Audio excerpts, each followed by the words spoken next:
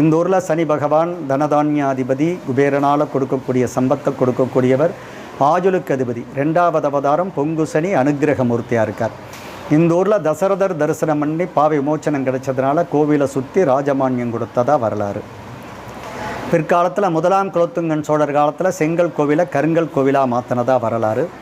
சம்பந்தரால் பாடல் பெற்ற ஸ்தலம் இது. சம்பந்தர் பாடலில் சொல்லும்போது சொல்லுவார், மத்தமும் மன்னியும் மலிந்த சென்னி மேல் கொத்தலர் கொன்றையர் கொல்லிக்காடர் என்பார். மத்தம் ஊமத்தம்பு வந்து சாதாரண ஊமத்தம்பு வந்து எங்கேயும் சேர்த்துக்கிறது கிடையாது. இந்த ஊரில் சிறப்பாக சொல்கிறார்.